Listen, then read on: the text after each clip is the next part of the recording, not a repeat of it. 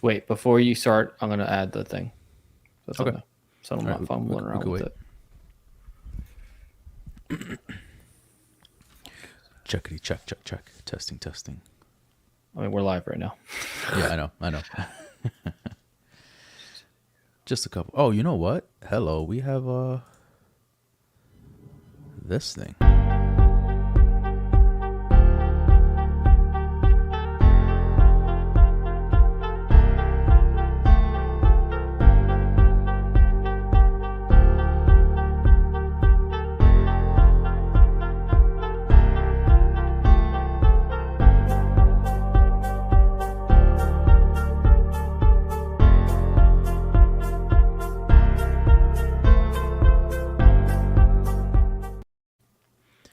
Hello, welcome to the show. I'm Kelvin, your host. That's Rob, and this is episode 82 of the Gaming Duo Podcast live.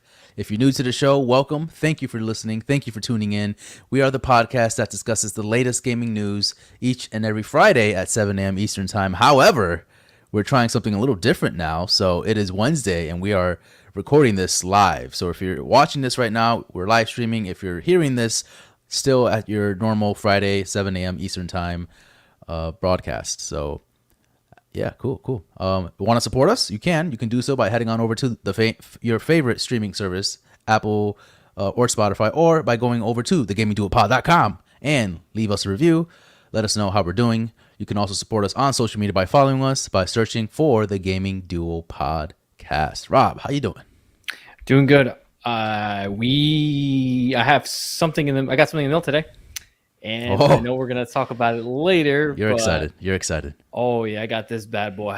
Oh, look at that beauty. Wow. Look at that beast. I could even see the reflection of you in there, my screen. Wow. Did you get the same one as I did? Or oh, yeah. I didn't see you did. Attaboy. I love it. I love it. The case is massive.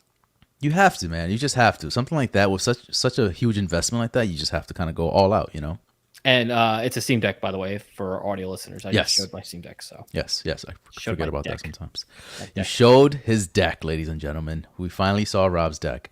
Now, Rob, a couple things. There's been it's weird because for those that don't know, and we're gonna probably mention this today, but we're gonna be recording from now on Wednesdays. So you know, everything's going to be the same on your end. You're going to listen to the podcast on Fridays, 7 a.m. Eastern time, but we're just going to record a day before. So that way it just helps us a little bit more to kind of fine tune things a little bit and just gives us a little bit more breathing space. So just to let you guys know, get you guys in the loop. So in case something happens like on Thursday or something, like we completely missed it, obviously for that reason. Yeah, it was a little much. We were editing everything like on Thursday nights, and I was just like, that's a little bit of kind of too close of everything. So this, like you said, gives us breathing room. For sure. Couple things, Rob. And I'm mentioning this because I mentioned it to Chazzy, and he wanted me to talk about it on the pod. But I did get LASIK surgery. Yeah, which is why I have my glasses on right now. More definite than usual because I mean, if you guys see, he looks like a monster. He looks like my eyes are bloodshot red right now. So I just want to go a little bit on about that process because it is an interesting thing that not many people go through that procedure. So yeah, I decided to do LASIK surgery. My eyesight is terrible or was terrible. And so I, pulled the trigger, did it, set the appointment up. I went in, it went into the room. It felt like an OR room sort of, right? Lay down, and immediately they started putting eye drops. And again, I kind of knew the logistics of like what was going to happen. I knew it was going to be a quick procedure. It's like 10, 15 minutes, in and out, boom, bam. Now, they put the eye drops on. My eyes are numb. I'm laying down. And so all of a sudden, this machine comes towards me. Mind you, I'm blind because I don't have my glasses on, right? So I can't really see. Everything's fuzzy. So this machine comes towards me, and now I knew about the clamps too. So they're going to clamp my eyes. So they started with the left eye. They use these clamps to like keep my eyes wide open. What I didn't know was this, whatever it was, whether it was a machine, it like suctions your eye. So you literally hear like a, and so I didn't expect this. I was like, oh shit. Okay. Also, I should have known something was going to be weird because the lady was like, here, take this. And she gave me 2 stress balls. So Oh I'm my like, why goodness. do I need 2 stress balls? You know what? Let's just ride with it. You know what? I'm here for the ride. So that suction like freaked me out a little bit. I was like, all right, I don't know. I don't know where this is going, but that immobilizes your eye. So you can't move that indefinitely. Right. And so eyeball is completely like, secure. My other eye is covered with like cloth or whatever they use to cover it up. So now I'm like kind of, one-eyed in a sense. So they start kind of messing around with my eye. You feel the burning, or not, you don't feel it, you smell the burning of Ew, like that's your the worst part. cornea. That's what I hear is the worst part. Is the Yeah, burning you, of you the kind of flesh. smell that burning of the cornea coming out. And then from there on, when they removed it, I was completely blind for a solid like maybe a minute. Completely blind You because just could use black. couldn't see. It was like black because my right eye again was covered, so I couldn't see from that eye. They're working on this eye, my left eye, and that was completely Probably useless just at all that the point. blood. It's You know what I probably mean? blood that's like going in there or something. Right. And so that was happening. Then immediately after they finished, it was like 3 minutes working on one eye. Then they moved on to the next eye, and I was done. That's it. They gave me some glasses. They kicked me out, and I was on my way. After that, immediately after that, when Alaris was driving me home, I felt intense pain.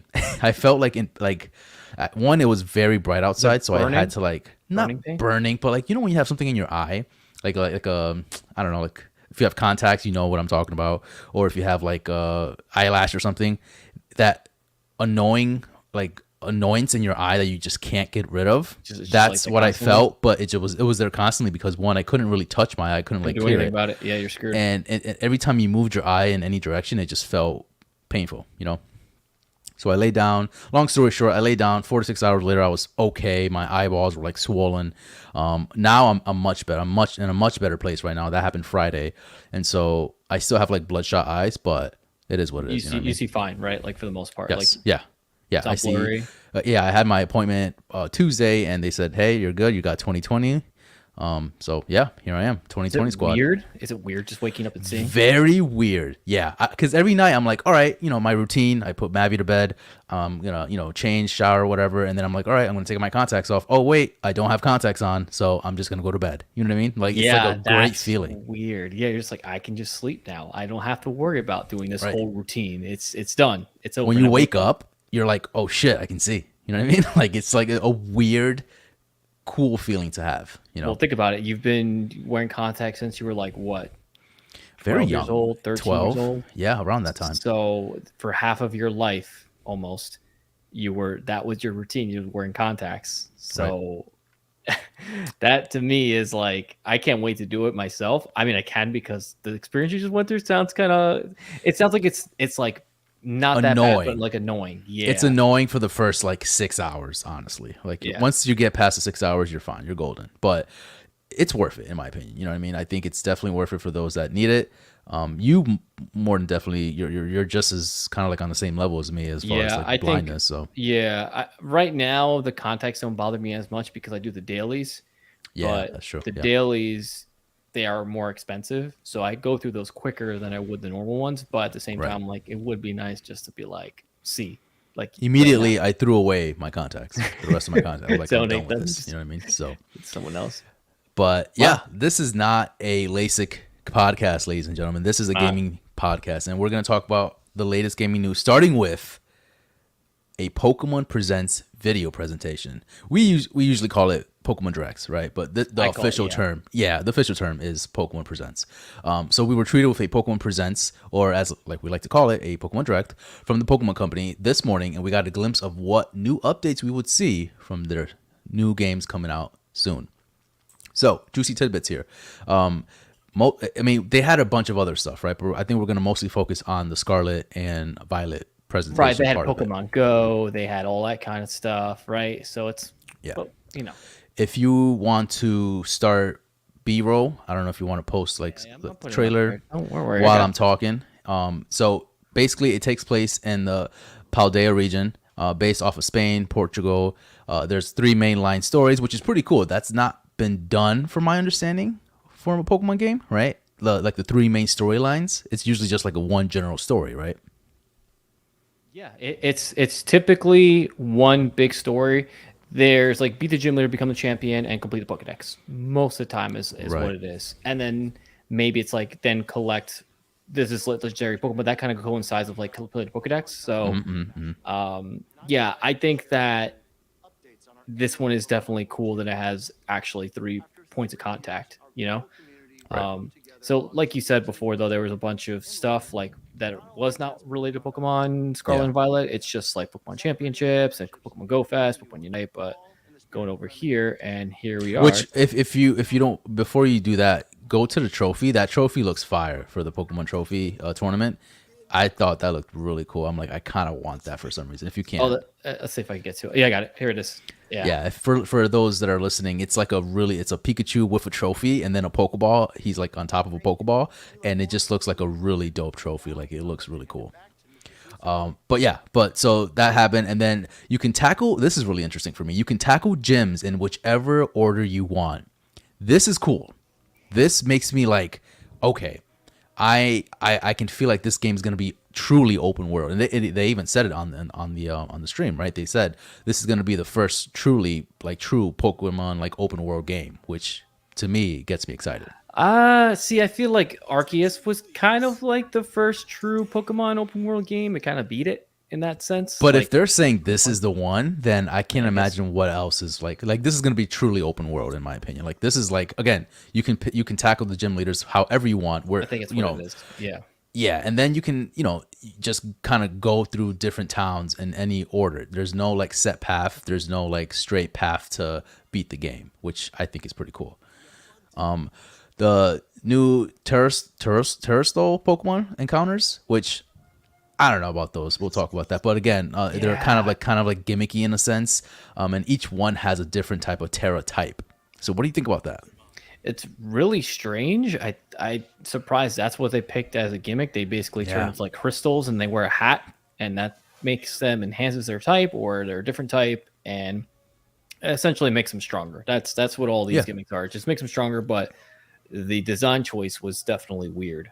I don't get it. Yeah. And we just saw some footage here, but the legendary Pokemon Meridon and Corridon can change forms, and you can actually traverse the Paldea region through like those Pokemon. So they can become like a motorcycle. They can start flying if you want, and it kind of changes like automatically, like cinematically too, which is really cool.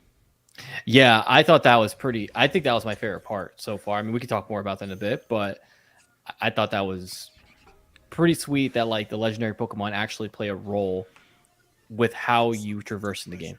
Yeah, I mean they can sprint, swim, glide. Like there's, and this is all happening like immediately. Like once you start going towards a different terrain, it changes automatically, right?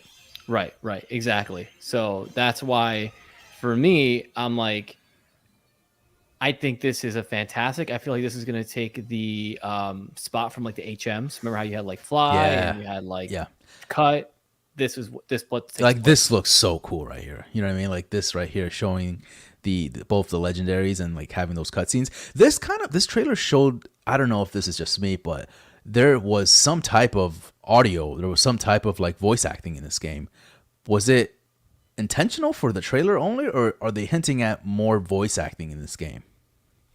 I don't think there's going to be voice acting. I think they would have let you know that there's voice acting because that would be something that they would announce. Like that would be like a feature. They'd be like, hey, we're now introducing this as like a thing, you know? Right. So I don't know if it's I think they're trying to sprinkle some into it, but this won't be like full-fledged voice acting like how Legend of Zelda Breath of the Wild kind of did, you know, where Zelda spoke for the first time. You know? Sure. So the trailer, did it get you hyped? Like what's going through your mind right now as far as like what we saw and encompassing everything that we saw, not just Scarlet and Violet? I think the direct itself was expected, right? I knew it was going to do the Pokemon Go. They were going to do the EX Masters. They were going to do all of that stuff. And everyone watches it for the meat, which is the Scarlet and Violet announcement. So did we get a lot more information? Yes. Did they not go in depth with the actual new Pokemon? I feel like they should have given us more than the three they showed. I think they showed 3 new Pokemon. I'm like, can you show us more Pokemon? Because that's like the point of the game. It's like we're trying to capture. We want to know what the new ones are. So that's how I feel. That was like one section where I'm like, I was kind of lacking. And they said there's going to be a lot of customization with the clothing, but I didn't really see it in the trailer. So I want to see what that looks like. Because I'll be honest, I don't really like the character design for the new Pokemon trainers. They kind of look like, I don't know. I'm not a big fan. How you feel about them? I don't mind them. I think they're fine for how they look. I think they definitely look cool because they have better animations. Like everybody in the game looks like they have a better polygon count. They have more like just animation to each character's movement, which I like a lot. Do me a favor, if you can go back to that trailer for a second, if you can you pull up? We're going back to Pokemon Unite. Because there's a wild ass Pokemon that I've never seen before, and I don't know if it's new or not. What do you it's mean? Like this swole like mosquito. Buzzwole. Yeah, you're talking about Buzzwole. Can we see that guy? Because I've never seen him. Is he new?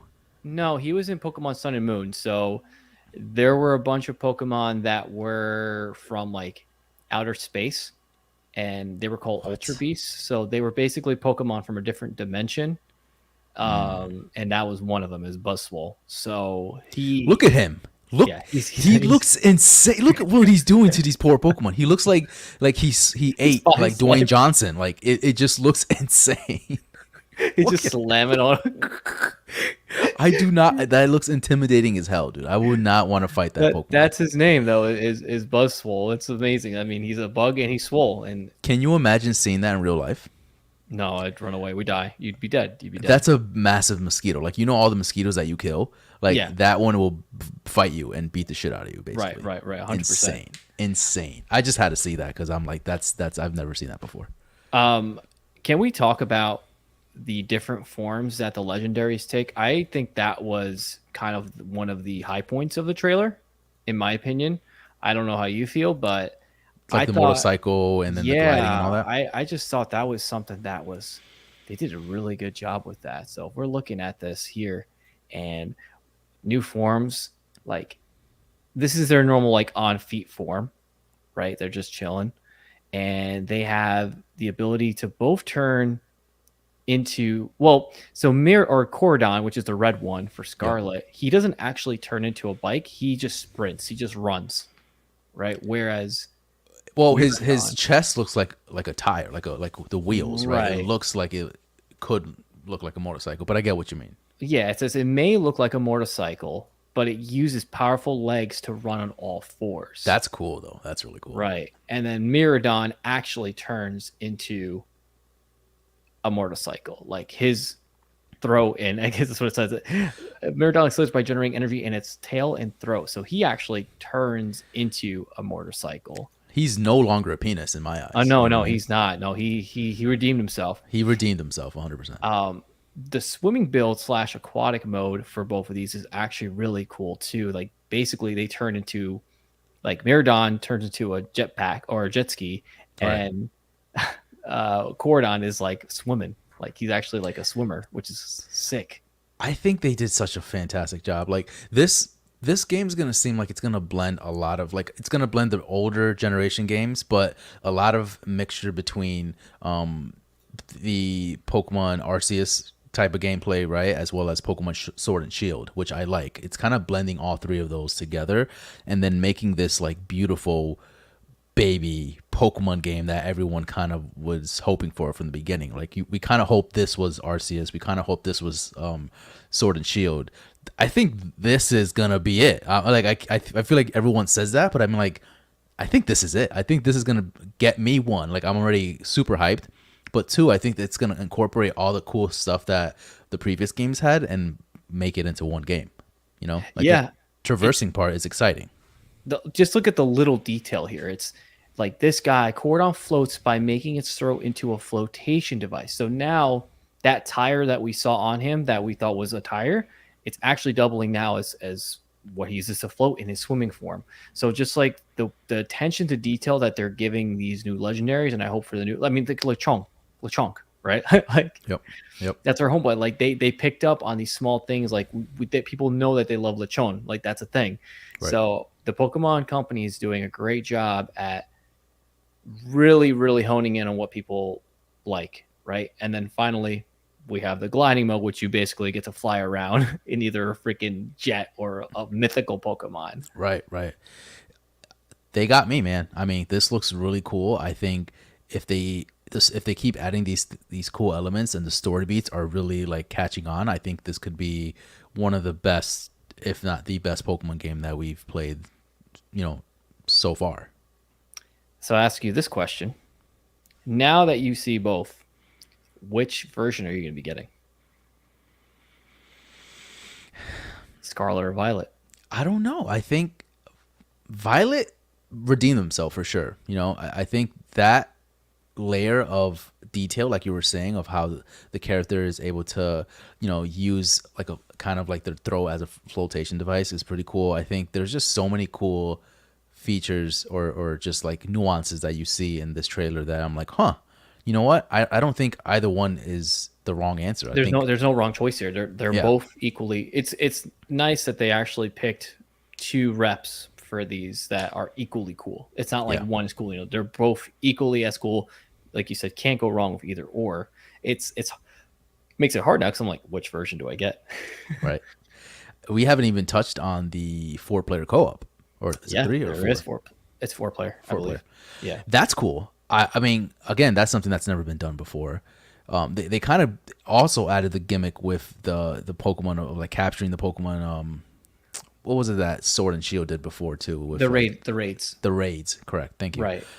That's also in this game as well, which I'm not knocking for it. I think it's fine. I don't hate it. I don't love it either, but I love the 4-player co-op mode. I think that's gonna be really cool. I think that'd be cool to like live stream. You and I can just play and just kind of capture Pokemon together and just kind of see how that is, or we just play together, grab a couple other buddies and just enjoy the world. I'm really interested to see how this world turns out to be, like how fleshed out it's gonna be. Is it gonna have these character developed story beats, you know what I mean? Or is it just gonna be, a couple NPCs, you just talk to them, they give you items here and there, give you Pokeballs here and there, and you just kind of go through the directed path that you need to go? Or is it gonna be fleshed out where like you can talk to people, do side quests? Maybe I'm thinking a little bit too much of it, but can you imagine? I can imagine. I mean, I think that's what they're kind of gearing towards. It is almost like an MMO kind of feel where you can just like kind of come in and go. I think it's what people want. Pokemon does this at a snail's pace. They will eventually give what everyone wants, but they're gonna do it extremely slowly, which is what they're doing. So the next phase, I think Legends Arceus pushed the envelope quite a bit. I think that allowed them to kind of like test the waters and see how people enjoyed like the true open worldness of things. And now they're like, okay, people like that. Let's incorporate it into all of our games now. So how confident are you in the 4-player co-op to work? It's Switch, so not that confident. I'm hoping, man. I'm really hoping that does work. Can you imagine? It'd just be fun. Just to hang out with your buddy and just play in the same world. Imagine you could be the game with a buddy. I know it's not possible, but just think of those things. Like those can be implemented in the future. And I think that is what they're trying to strive for at some point. Again, like you said, you said it perfectly. They go at a snail's pace and they listen to feedback, but they put them in and they implement it when it's, at their pace and when they think it's convenient. So it's just a matter of like waiting to see what we can see from this game and maybe future games, because this right now looks like it's going to be a hit. Yeah, I 100% agree that it will be a hit. I think it's going to sell very, very well. Chazzy, you are right. It is going to be extremely metacore, I think, mediocre for just because of the online. I'm talking about the online. I'm not talking about the game. I'm talking about the online itself is going to put down the dampen, put a dampen on the whatever whole thing. So gotcha. Regardless, I'm going to have a fun time. Last thing I want to talk to you though, what do you feel about the new gimmick, the Terra form, whatever the fuck it's called? you're here for it, you're not here for it. Like, is it just like, do you think they should just stop with the gimmicks? Like, what? I feel like at this point they're just throwing things to see if it sticks, right? And to see if it's like really something that people want. But like we said before, like they don't ever keep a gimmick. Like this is weird when they have like the raids, but they don't ever keep a gimmick and then continue on with those in next installments. So it's like, I don't know. I really don't care for it. I think it's kind of just like it's like a super gimmick. It's like one of those things where I just don't think it's necessary, but it looks kind of cool, I guess. I don't know. It makes them look nice. I'm actually thinking about this as it relates to the Pokemon trading card game, because every time they release like a new type of like form in the mainstream game, it trickles down into the actual card game. Right. So now it's going to be these Terra, what are they called? Terrastal Pokemon. Terrastal, yeah. Yeah. So again, someone just said like they just put on hats, which is what it is. They just put on hats. And they look like crystals. And cool. look like crystals. Whatever. Unless there's a meaning behind it in the story, then maybe I can see it being kind of cool. But if it's just there to be there, then I'm not about it. You know what I mean? Also, can we talk about the new Pokemon, the bread Pokemon? Oh my god, what's his yeast name? Pokemon, whatever the fuck it is. The dough, whatever his dough. freaking no is. Oh my god, he's adorable. They're knocking it out of the park with these. I love bread. I'm just saying right now. So if I saw that Pokemon, just be careful. All right. I mean, I'm gonna show him. I might put some butter on it, and just fucking. What's his name? Oh my goodness. I think it's here we go. It's oh god, I'm gonna put it up screen because it's so adorable. It's Fido. Fido is his name. Fido. Like he looks like they went hard with the food. Like eating the Pokemon. Like it's weird. I'm cool with it, man. I'm cool with it, man. I think it makes sense with the culture that they're trying to kind of build into this, right? Like the Spain. I don't know. I just think it looks cool. Look at him or her. Look at it. Look at it. The designs just right out of the park, and they just took Whopper and Whooper and made them dark. Like I'm not a fan of Whooper, to be honest. Never been a fan, period. But yeah, now but he just looks the same except brown. Like literally, it's all they did. They just said, "Oh, make him brown," and I think his fins are a little different. That's sure. But they're doing a good job with the design so far. I think they're doing. I think this might be the best yet. Speaking of doing great with designs, Rob, let's talk about news number 2 here. This is all about you, man. You finally got your Steam Deck, and now you're gonna tell us exactly what you think about it. Okay, so I did a little opening on IG earlier to show you guys what it looks like out of the box. I got the 512 gigs model, the same as you. I know you did one impressions video or walk through what I think it was episode 80, I want to say. And you actually got to play around with it. So this is it, right? Beautiful. And it's beautiful. Look at that. So first impressions of it was, I was like, this thing is fucking hefty. Like that's number one. Number one, that's undeniable. You're actually kind of surprised at the quality from Valve because you're like, wow, this is pretty cool, right? Like this is well made. Sure. Obviously installing and going through signing into everything pretty easy. You're learning a new OS, like you're learning a Steam OS and stuff like that. That was a little bit like, where does this go? Getting to a desktop, I wasn't like super intuitive at first. It was like, how do you get to it? But you have to hold down the power button and then hit switch to desktop. I thought you could just click the Steam button. Unless there's numerous ways to do things, which that's what I started learning too. Like if you wanted to go to desktop mode, you just click on the Steam button and then go to power mode and then go into desktop mode. You don't have to like hold down the button. Yeah. So first things, I'll start with the good. Okay. The thing is great quality. It feels amazing. I think you were a little too harsh on the buttons up here. I know, but that's because there was just not much for me to nitpick. You know what I mean? Like that was the only thing I could really nitpick. Yeah. So I think everything wise was pretty good.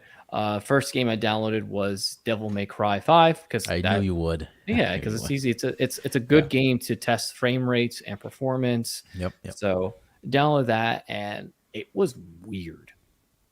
Control weird wise? In the sense, not even control wise. Just playing it on a handheld felt weird. I'm like, it almost felt like I shouldn't be playing this. I shouldn't be doing this. It felt like naughty. It felt wrong. And I'm like, this is meant for my PC, but I'm somehow playing it on this little screen, and it's working. Like as you're playing, your mind is like, Exactly. Like in my slow mind's motion. exploding, Yeah. and I'm like, how did they do this? How did they freaking? Now, I will say I had everything at ultra, but there were some points when I was in a part where there was like a lot going on. You could tell Yeah. things were It slowing dips. down a little bit. You Yeah. could tell it was like, okay, like maybe tone it down for this part. Yeah. So it is great, but if you are playing like super heavy, fast paced parts of games, you might see a little hiccup there. But other than that, gaming wise, gameplay wise, it was fantastic. One thing I did note is that because that game is meant for a console, right? It was made for console and was made for a handheld. Sure. How close you were to the screen, it felt like that was like my issue with it. It was like it felt like I was either too far away or was way too close to me. Really? Yeah, and it could be just because it was like a third person game. I'm sure first person shooters might be a little better with this just because it's all what you're seeing in front of you. Where if a third person game, it was a little, you could tell. I don't know if it's just a camera from Devil May Cry. I have to test more games out to make that assumption, but that felt a little funny to me. Sure. Better Life, don't have anything to say about it yet just because I haven't played it in long enough. Right. Have you tried Multiverse on it? I have not yet. Multiversus. Devil May Cry is the only game I've played so far on it. Okay. A couple of things I don't like right off the jump. Okay. You see this bezel here? Like, this is all bezel. Yeah. They could have like made Gave that a more little real estate. Yeah, they could have made you a little more real estate. They could have made it more like kind of like how the OLED is. You know what I mean? Like it's a little thinner. Like thick bezels shouldn't be a thing anymore, in my opinion. I agree. Again, nitpick. The fan does get loud. Yep, it gets loud, and when it's going. I'm like, what is that? No, like, oh shit! It's my fucking it's my Steam Deck. Holy crap! Yeah, it does. The speakers are incredible. Yes, I didn't mention that. Speakers Yes, go ahead, go for it. Yeah, and it was the speakers are so good. You don't need to put on headphones. Like you feel completely wrapped in the experience when you're playing this. It's not like the Switch where if you're in a loud place and like there's stuff going on, you can't really hear it as well, and they feel like more cheap. These don't feel like cheap speakers. They feel like premium speakers are into this little thing. Yes. So they did a really good job with that. Sorry if I'm going on a tangent here, but No, please do. I want to know exactly. So far, we're in line with everything. You know what I mean? So far, it looks like we have kind of like the same impressions. What do you think of the OS? What do you think of like just like how you navigate, how things kind of click, and how everything works and functions? So Steam OS just seems fine. It just seems like the Steam that you go on the app and you look everything. Everything seems intuitive, easy to find. It tells you these are your games, but these are the installed games. I still have to work out the cloud feature of how I can like stream games. Have you done that yet or no? From Xbox? No, from some Steam. Oh, like just doing it remotely? You mean? Yeah, I know. I have not. Do it. I dabbled with it with Sekiro. And it worked for a little bit, but I didn't really play with it too much. And then after that, I told you I can't play Sekiro for some reason. I still can't. So I don't know. Yeah, we'll have to fix that. But yeah, so that was I was trying to figure out how to do it, but I couldn't do that. Yeah. The going into desktop mode and being on Linux, it wants you really bad to use a keyboard and mouse. Yeah. The trackpads are nice, but they're not great for that. Yeah. Okay. I think you could change the sensitivity too, so that could help. But were you able to get a keyboard, like a virtual keyboard, to pop up when you were in Linux and like going like a search bar? Because I tried downloading Discord and I had to go in there and like type in Discord, and I like went to like click in the search bar, but no keyboard was popping up for me to type in.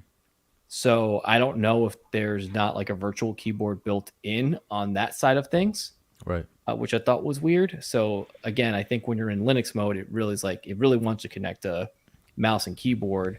Right. So I kind of felt like the trackpad was kind of like, it's good for like emergencies. Sure. That's kind of how I felt so far. Chazzy from the side project says, while it sounds awesome and I'm definitely stoked for those who like it, I've just come to realize I'm not a portable guy, which is fair enough. You know, like it's not for everybody. It's definitely not for those that really don't travel much. I think it suits me mostly. I think more so than Rob, in my opinion, because I'm always on the go and, you know, always like just trying to squeeze in gameplay as much as I can. And this helps because if I have 10-15 minutes at home upstairs while the baby's sleeping, or, you know, if I'm like by myself for a little bit, I can definitely like play and enjoy those 15-20 minutes. You know what I mean? So right. It's a little different when you have a 2-year-old, right, running around and you can't just like zone out, play a game. Like this is the perfect couch console for you because you're able to actually get games in.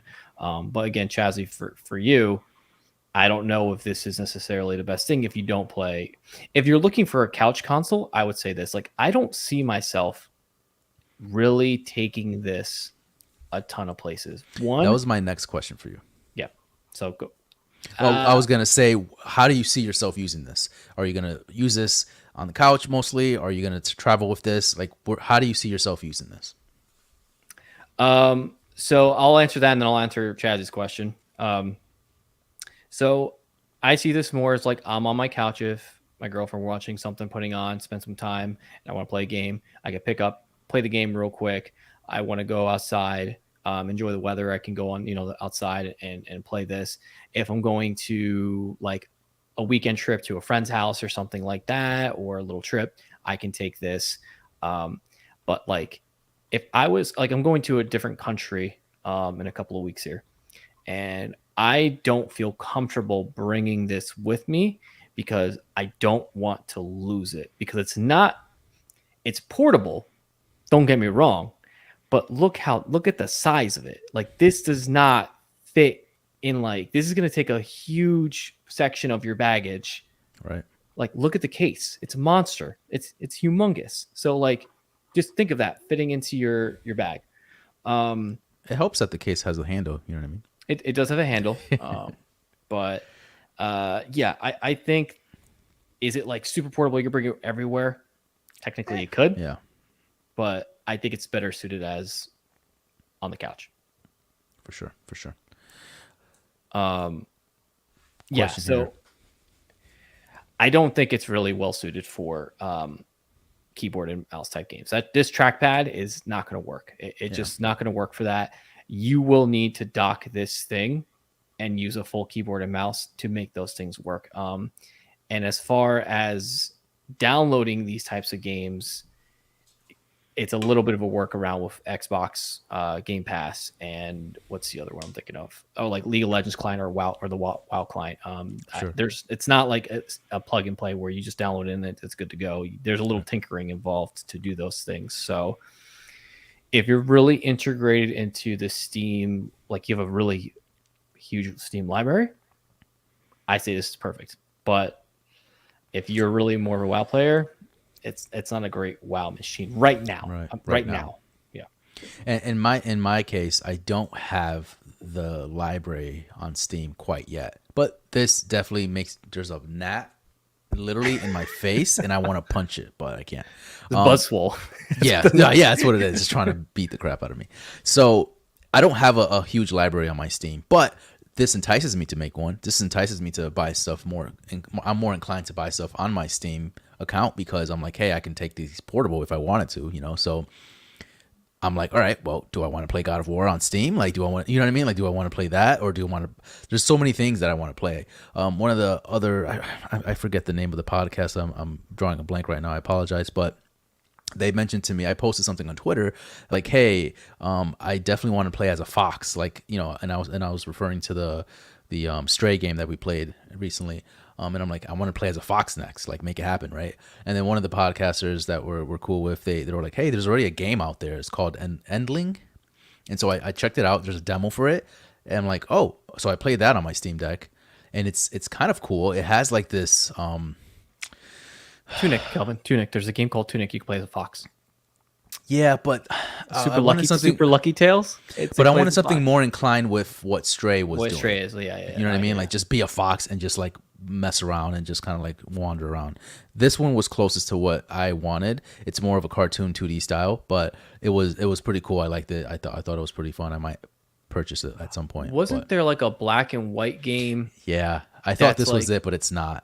You're a deer and you're a wolf or something like that. Yeah, I forget what it's called. I don't. The game is. It was shown in one of the showcases earlier this summer. Yeah. If someone knows, let us know. But yeah. So again, those are cool things that I'm like, oh, I can try this out, play it, and then I have it on my Steam Deck and I can try it out at some point, in the future. But yeah. So far, your views on this seem positive. Everything so far seems pretty cool. Like you enjoy what you have so far. Yeah, it's one of those things where you want to, like, you're not unlocking the full potential right outside the box. Like, it's not like when you get a Switch, it's like boom, it's done. It's you know what you're getting. That you play games on it, and that's pretty much it. There's so much to unwrap with it. Like there's so many things you can tinker with, so many emulators you can put on it. Like the possibilities. It's a PC. It's literally when I was literally like playing Devil May Cry, it says saving to your PC. Now it's like, whoa, this is literally. So it's a very jarring console, probably the most unique one I think I've ever owned. All right. And I'm happy if you get a chance to get it. I think if you really do, again, for me, if you have a giant Steam library and you want something that you can play on the bed, play here and there. Again, the battery life does suck from what I'm hearing. It's not the greatest thing in the world. So it's not going to be your travel companion. But I think that this is a nice alternative to a gaming laptop too. Cool. Right. So cool. Also, one last thing. I don't think the $400 version of this is worth it. No. I don't think you should buy it. We talked about it. No. It doesn't make sense. Yeah. No. If you're going to purchase this, purchase the middle tier or what we got, which is the third tier. Yeah. SSD is everything. Like the other, no way. So that's it. Yeah. Well, something's going to happen this weekend, Rob. It's going to be EVO 2022. If you're listening to this audio style, then definitely Friday, it's already happening because on Friday, August 5th, Sony starts their first ever EVO hosting, like in-person event. So EVO is happening this weekend. And just to remind you guys that Sony acquired EVO back in 2021. So this is very interesting. This is their first time that they're doing this in person. They did this last year as a live streaming event, but this is the first time because of COVID, obviously. So this is the first time they're doing this in person. Sony's official EVO Lounge is set to cover all events happening under one live stream channel. So for those that don't know how EVO works, there's a lot of different Twitch channels that encompass most of like what's happening. So there's like a Street Fighter one, you can kind of watch that, or there's other different channels that you can watch depending on what's happening, depending on the schedule. I think what Sony is trying to do is encompass it all in one streaming channel, so that way you can just watch what's happening, and it covers all the events that's happening. So that's pretty cool. And then this is a straight from Sony quote, a live show dedicated to covering all the competition's exciting events and content. The show is hosted by players and competitors who live and breathe the FGC. Viewers will be able to stay updated with the latest at EVO and watch exclusive content that won't be available elsewhere. So from what it sounds like, we can expect new announcements from Sony's official live stream from publishers and developers such as Arc System Works, Warner Brothers Games, Capcom SNK, and Bandai Namco Entertainment. Rob, so far, we have some more information here, but so far, what do you think about this? I think it's a good move on Sony to have something like this.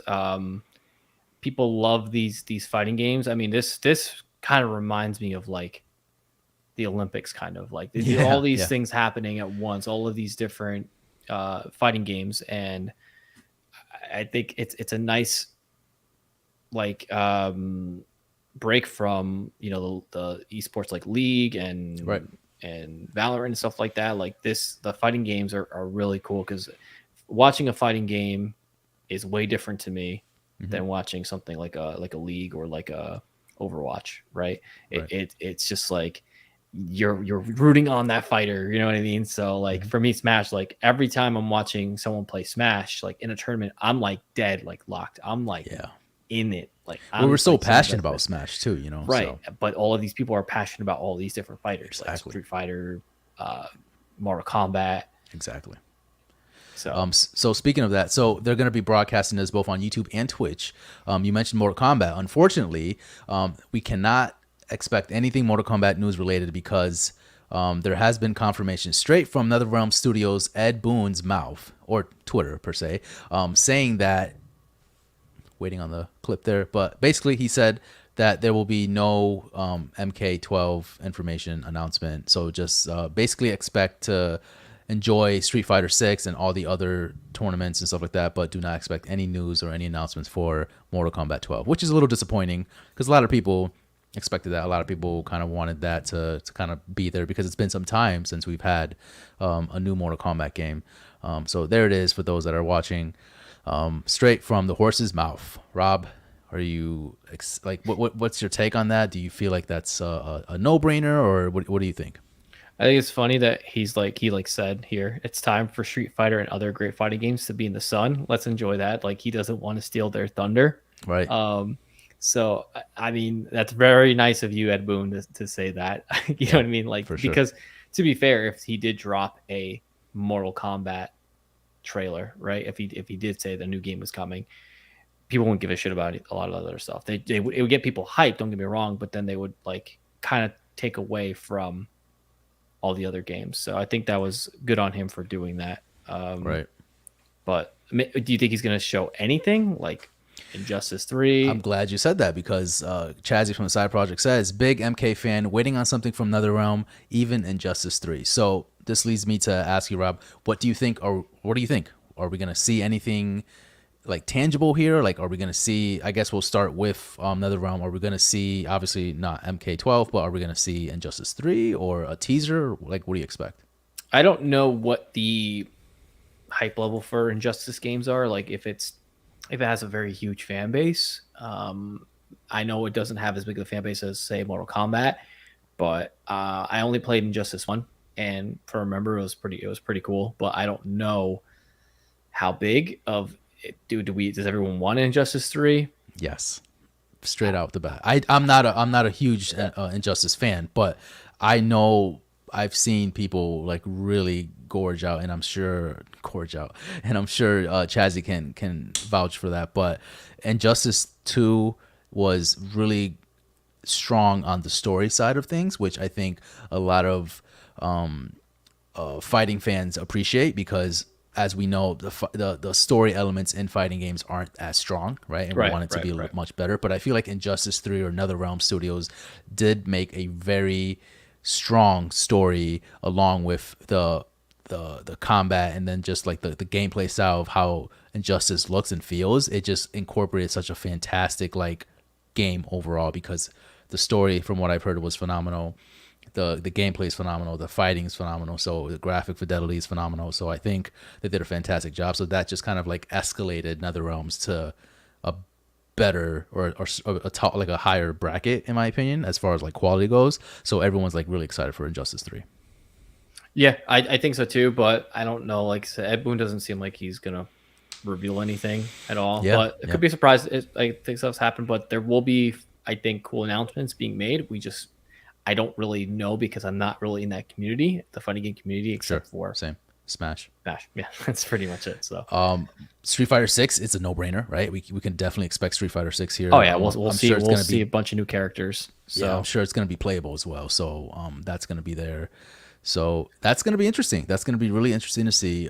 Guilty Gear Strive DLC information we might see. There might be a season 2 DLC pack that might show here, which is going to be cool. Tekken 8. Do you think we're going to see anything Tekken 8 related? What do you think about that? How long has Tekken 7 been out for? You know, so that'll tell me. Tekken 7 has been out for since 2015. Again, it might be the same thing where they want to steal the thunder from all of these games. I don't know, maybe, but it is the first time Sony's doing it after they bought it, so anything can happen.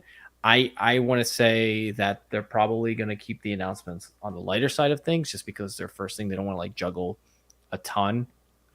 Their first outing, I think they really just want to focus on the fighting, like the actual fighting Right. that's happening. So Yeah. I'm excited to see if there's going to be any more surprises, but I think they're going to probably play it on the safe side. Sure. We didn't even talk about Warner Brothers, right? Obviously, we're going to have multiverses there, and I can only imagine. Will it be there? Will it be like the beta's going to be there to? Yeah, they have a whole tournament. Wow, already. That's nuts. The game's in beta and there's half a tournament for it already. That's It's big, nuts. man. It's big. So I can only imagine them releasing something tangible, right? Like at least like a map or like a stage. I mean, maybe a character, a new character will announce. Well, maybe a character. I don't know. Rick and Morty's coming out next month, so I don't know how that's. I mean, I guess they can announce another character. Dragon Ball Fighter Z is one too, which it's still going strong. I kind of stopped playing that game after I got my ass kicked in the one tournament. So that was the last time we stopped. That was both of us, man. When I saw you get your ass kicked, I'm like, yeah, I'm done. This is it. we can't hang. Yeah, so can't hang. That's it. But yeah, this is going to be super exciting. Again, it's going to be from Friday, August 5th to Sunday, August 7th. So stay tuned for that. And if you guys are wanting to watch that, definitely watch on YouTube and Twitch. We will not be live streaming that, but we will definitely talk about that next week on next week's episode. And if you're interested in going, tickets, I just looked at it, not that expensive. They're actually pretty cheap. We're looking at about $32 for general admission. Okay. That's not bad. It's not bad, right? I think if you want to go, I mean, I'm not in the Vegas area, so I can't go. But if I was, maybe I'd think about going that weekend. That'd be really cool to just check out. You know what I mean? Because when we went to Canada and we kind of stumbled upon this kind of esports place that we went to, right? It gave me like EVO vibes. It was like I forget the name of it, but it was not Disney. What's it called? Disney. Not Disney. I forget the name. I'll never get it. It's like it's to my tongue, but yeah, that was pretty cool. I thought that was pretty dope, but it is what it is. Rob, that ends the news for this week. That ends the news roundup for the week. Let's get into in-game chat. Well, we have somewhat of like an announcement, but also like a discussion piece as well. So in in-game chat, what does it take to set up a gaming tournament? And I think this is perfect because we just finished talking about EVO. Right. We also kind of hosted we hosted a gaming tournament as well for Super Smash Brothers a few years back when it first came out, 2018, or 2019, I guess. But tell us a little bit about that. Tell us like how the gaming tournament setup is done, and tell us a little bit about our tournament that we set up, and how was that for you? Like, what was your experience on that? So me and Kelvin threw a tournament back in, I want to say 2018, at my old house, and we got a bunch of our friends together, and I think we had it was 30 something participants, maybe a little less than that, but we had a decent amount of participants just for a house. We had a pool going, we had brackets set up, we had pizza, we had wings, we had soda, and I wish I had a picture of the Smash cake. It's a picture somewhere, but Kelvin went to get a custom Super Smash Brothers cake that was like literally the Smash symbol in a cake, and whoever won obviously would get a trophy, and they would also be able to cut the cake, the first one to cut the cake, and they would also win, I want to say it was a wireless controller. So yes, yeah. I believe they got money, they got a wireless controller. It was a Nintendo eShop card, I believe. eShop card, yeah. They got eShop card. They got the trophy, and it was a blast. But yeah, setting it up was a lot. I will say. Yeah. From your perspective, what would you think was the hardest part of doing that? I think making sure that everything was up to snuff the day of was probably the difficult part, because I wanted to make sure that everything was working properly. Again, this was even easier than we think of because this was in person, right? This was something that we were bringing people to our house and just having a good time with like local play. We're going to be doing another tournament, and we'll talk about it in a little bit, but we're going to be doing another tournament with Multiversus. And now this is going to be much harder in my opinion, because it's going to be all online. So that's going to definitely bring up challenges. But as far as this tournament that we did, I thought it was the hypest shit. Like we went all out. We like you said, we bought the cake. We had a bracket system going. We had like rules as far as like who we had bracelets. We had bracelets. Like we had $10. I think it was a $10 participants, right? I don't know. I was like $10, something like that, like $5 to $10. But And if you paid for it, then you'll get like a bracelet. Like we were like a gold bracelet. We were really legit with this, and I was super proud of it. It was at my house. I was in my house. Like, but we had a setup and everything too. Like we had chairs like along like a line so that people can watch. I remember we bought two 32-inch TVs, like just to set up in the living room. We had like big tables. So I wish there was more of that stuff around. I think it is, but you have to be, and also you have to make it fun, right? I think a lot of these places don't make it fun. It's like down to business. Everyone's like, everyone's so serious about things. Yeah, and I've been to a bunch of those tournaments before, right? Where you go there and it's just serious, and people are just like, man, I'm best of this game. We went to a tournament together, remember? And there was this guy that was really pissed that I won, that I beat him, remember?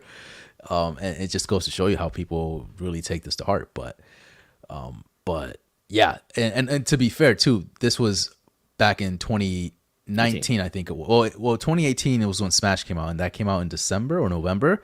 So I'm assuming we planned this like a few months after. No, we did it like right when it released. I want to say December. We did it like right when Smash came out, like Ultimate came out, because everyone's excited to play it. As it was the perfect time to get everyone in.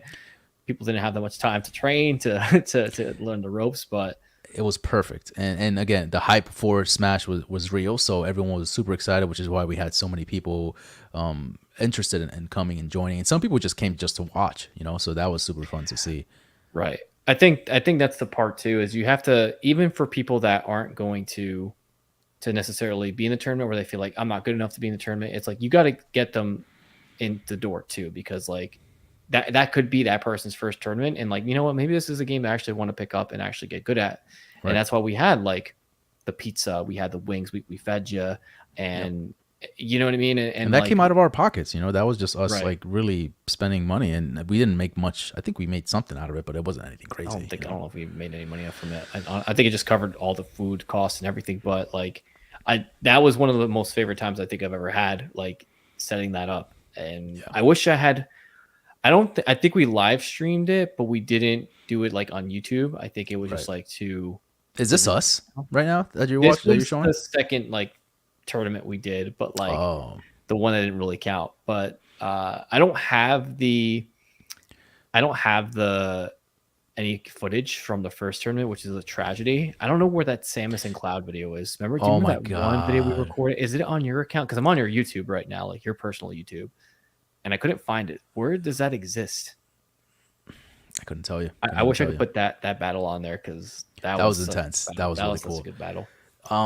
Speaking of, you mentioned the other tournament. Yeah, we did do another tournament after this because we were so hyped about this. This was like maybe a year after or something, and it didn't really go as well. Actually, we had way less people show up, if any at all. I think it was a completely different, opposite tone, and but it was still fun. I still had a great time. It was like just more amongst like our casual friends, and it was cool to just. I remember the cake sucked. That's all I remember. I remember the cake sucked this time. Yeah, we did another cake. You're right. I still actually, hang on one second. I still have the trophy for that. Hang on. Oh yeah, the trophy for the second tournament, right? Not the. Yeah, it's the second tournament. So Kelvin's gonna show that real quick. I'll stop this. So, for video watchers, listeners, this is the trophy that we had for the second outing, which is 2019, and it says here, Ultimate Smasher Tournament Winner. So we made this custom made, and as you can see, it is a pretty cool. I mean, it's a legit trophy. It's not. I went to a trophy store to get this, and it looks pretty dope. No one won because no one showed up. Yeah. So I ended up just keeping it, and I'm just pretending like I won. So there you go. If I had any critiques for the next iteration of that trophy, there should be like an amiibo on top of it of like which character won, right? So if like I'm Cloud, right, and I won the tournament, it would be an amiibo of Cloud like on the top of the trophy. Like you would get the trophy after, and then we would set it up, and like that's real cool. Yeah, I think that'd be a really good idea. No one take that idea. Yeah, don't do that. Now, so that was the hassles that we've had with it. I think it kind of went smooth overall. Everything went smooth. It was just a lot There to was like put together. everything really it went smooth again, and this was 30 people, so almost again normal tournaments I feel like are 64 people at least, right, for like the big ones. Right. But for just this, I think it wasn't too bad getting everyone together, setting up the rules, and everyone's. I mean, the point of it is to have fun, and that's what we did. We had a fucking blast. So 100%. Now, this next tournament that we're doing, we're also doing it in collaboration with Genre Geeks, which we had on our previous episode, if you guys check that out. And it was a great time talking to them about multiverse and everything like that, which, funny enough, I listened to their episode for this week. You can check it out. And they were talking about multiverses. And I think it was AJ who he never played multiverses prior to going on to our podcast, and now he's all for it. Now he loves multiverses, and it's just nice to see that we talked about it a little bit. He tried it out, and now he's like all in, and hence why we kind of talked about building this tournament. So I don't know if you want to go into a little bit more about the tournament, or if you want me to read the post that we had on Instagram, or.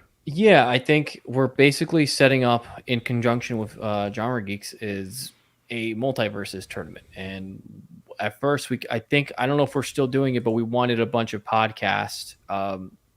podcasts to join, right? And it was going to be the battle of all the gaming podcasts. But in my opinion, I think it should just kind of be open the floodgates, and like anyone that kind of wants to join can join, right? This tournament, unless that's in my opinion. I mean, if we don't get enough participants, but I think if it's just like 4 people, it's like, what's the point, right? So yeah, I really think it depends on how many people we get going to this, but yeah, I think it'd be a blast to set up that online, and it's a perfect time because there's a lot of hype going to this game.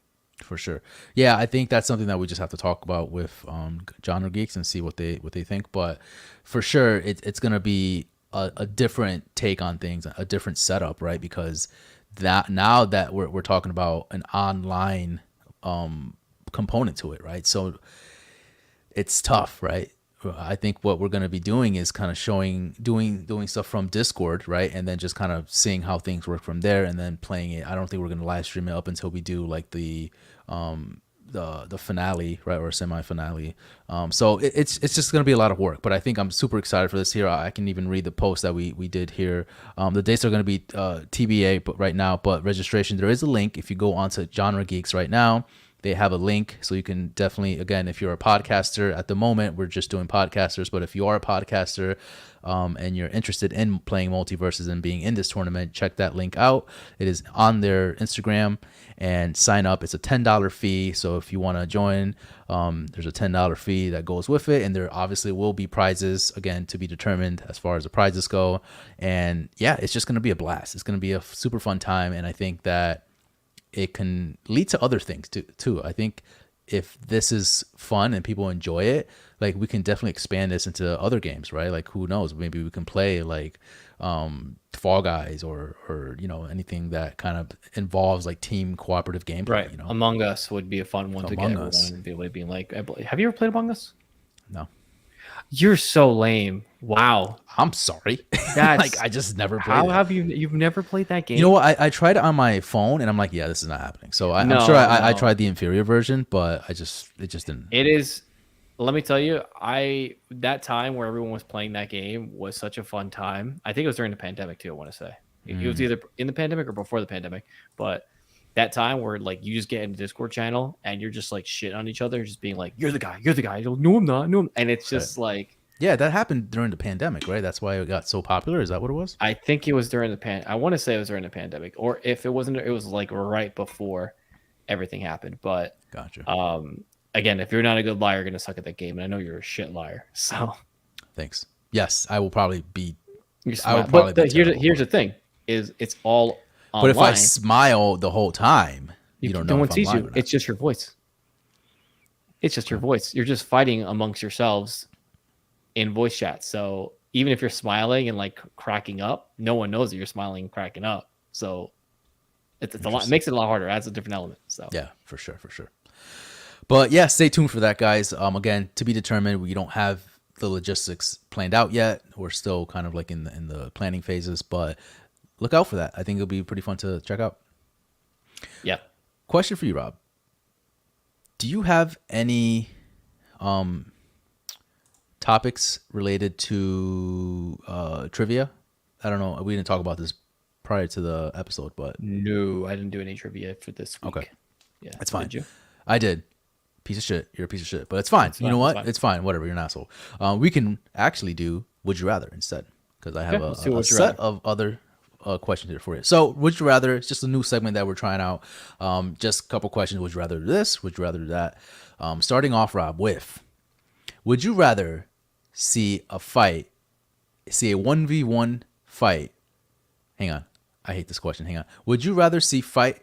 Why did I write that? Would you rather see a 1v1 death battle with Cloud versus Raiden or Dante versus Bayonetta? I hope that makes sense. Sorry. I feel like death battle, like there's a YouTube channel that does like these hypothetical battles, and they actually yes. I want to say Cloud and Raiden have gone head to head with each other. It's either like Raiden and Virgil or someone. I know Dante has. I like the way you spelled Bayonetta though, because you spelled it like Beyonce, like Beyonce, but definitely that was not intentional. But yeah, it's B-A-Y. That's what I saw. I just because I've probably seen Cloud versus Raiden on one of those channels, I'm gonna go with Dante versus Bayonetta because I really don't know how who would win that. I don't know who would win that. I'm gonna say Dante just because he's my boy, but Bayonetta has all those demons like I don't know. She does some crazy shit. So I'm surprised Death Battle hasn't done that. You know what I mean? I have to keep up with that channel. It's a good channel, but I'm gonna take Dante versus Bayonetta. I think that'd be cooler in my opinion. Who do you think will win? Dante has destroyed demons that are massive. It goes both ways. Maybe Bayonetta takes the cake because she has a shit ton of demons to help her, where Dante is just kind of like him and that's it. Sure. I'm probably gonna say Bayo just because of the arsenal she has. Okay.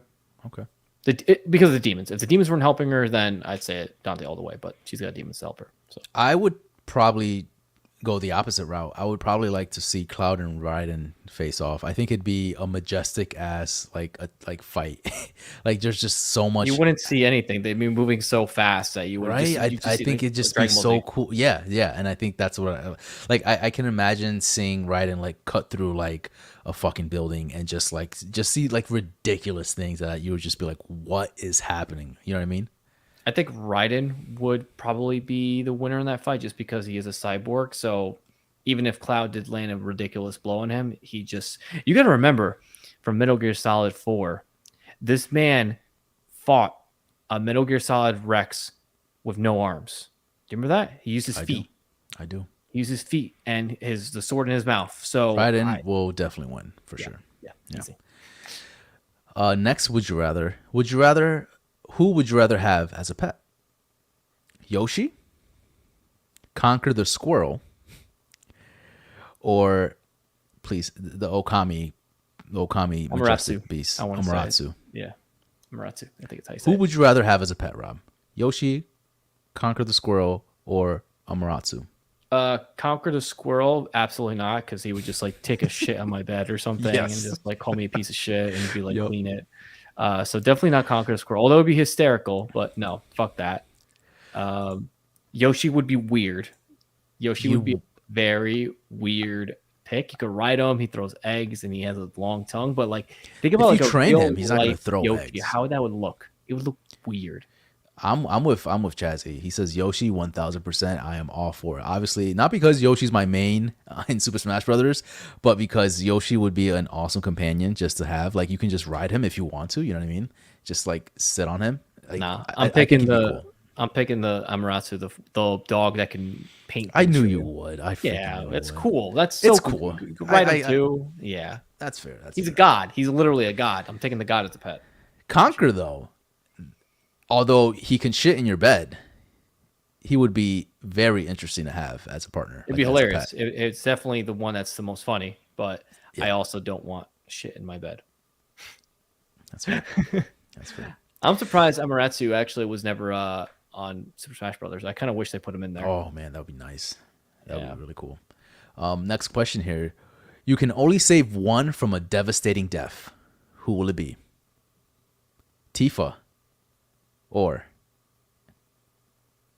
Aerith? You haven't played Final Fantasy VII. Yes, I just don't remember their names. Oh my god. Do you know what happens? Do you know what happens in the games? I know what happens to her, but Okay.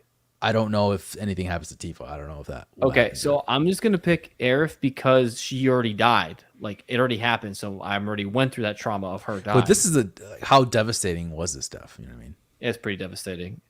So I'm gonna see. It's actually a good question, great question, because I'm interested to see how in the remake if they're gonna have her die again, or is she not gonna die, or is someone else gonna die? Because I guarantee if they kill her off again, people are gonna fucking bawl like babies again.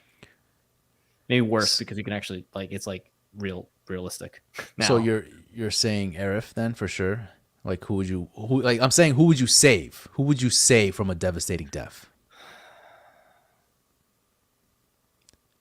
Spoilers, does anything happen to Tifa?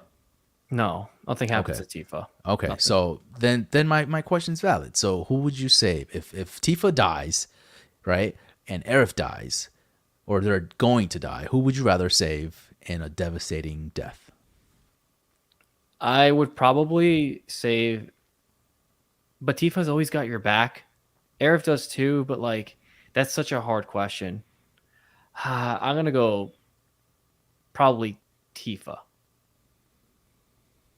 I'm gonna go Tifa. I'm gonna go Tifa. I'm gonna save Tifa. Okay. Because I've already gone through Aerith dying. Okay, that's fair enough. What about you? I just to play devil's advocate, I would pick Aerith just because she's already died the first time. Why give her another death? You know what I mean? Like that's fucked up. True, yeah, you're a terrible person. You know what I mean? No, I'm not. You're terrible. Giving her a second death, like that's you really don't care about It's destiny. Aerith. It's destiny, man. It's destiny. My last question for you, Rob. You can only pick one game out of this list. The rest will cease to exist and will be wiped from your memory. Which will you choose? This is a very good question, by the way. Congrats, because this is probably one of the best. I want to bring this Would You Rather again to someone else. Okay. But I mean, we could keep this one going and just change the... No, for real. I mean? This is a good one. So here are the questions, or here are the answers. Devil May Cry 3, which I know you're a huge Devil May Cry fan, so hence why. Metal Gear Rising, I know you're a Devil May Cry fan, I know, hence why. Final Fantasy VII Remake, Kingdom Hearts 2, League of Legends, or Super Smash Brothers Ultimate. I did not go easy on you on this question, dude.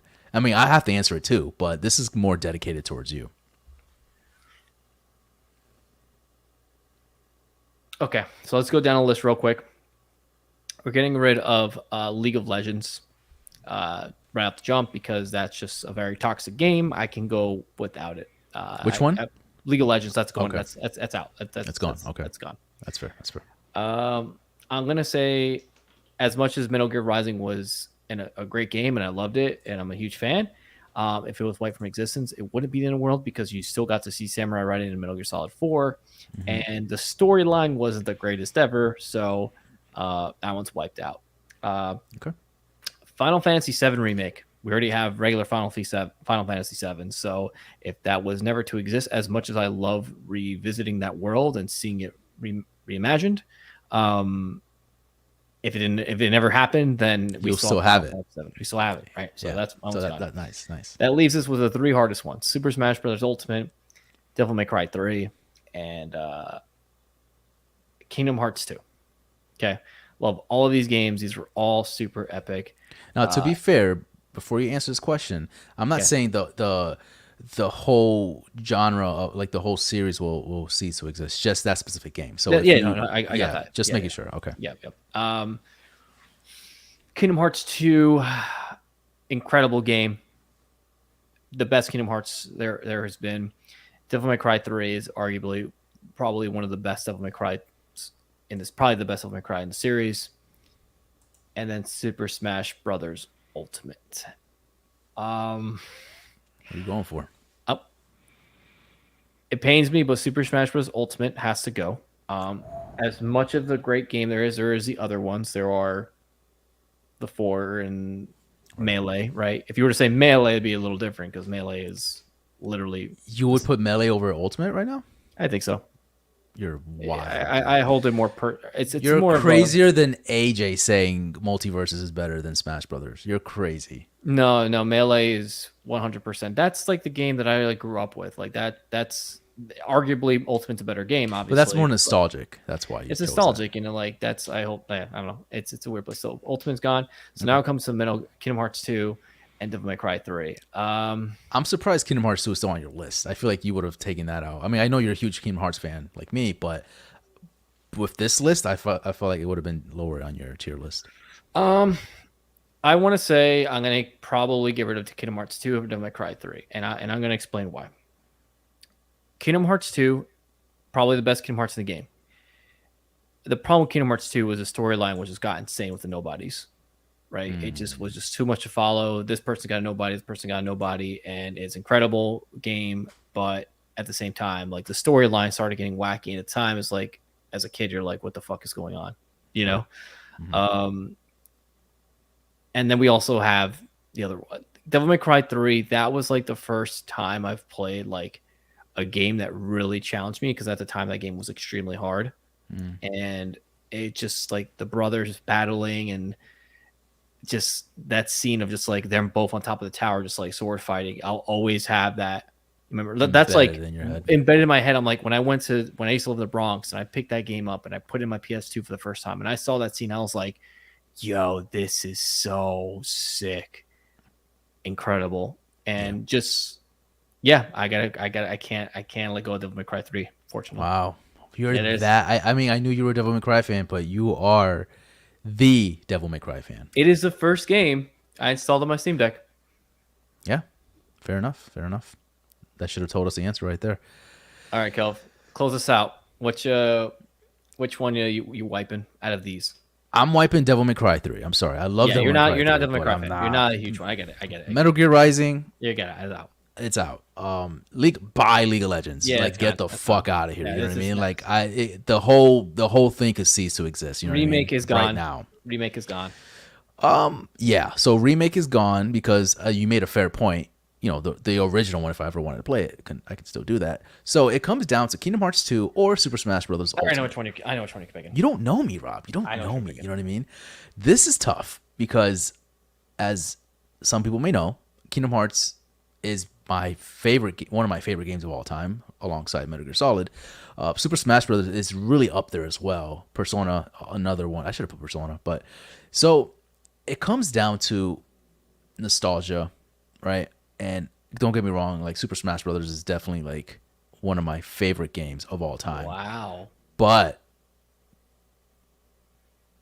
cease to exist, right? So if Super Smash Bros. Ultimate was gone, I can still play Super Smash Brothers. Okay. Just not the Ultimate version.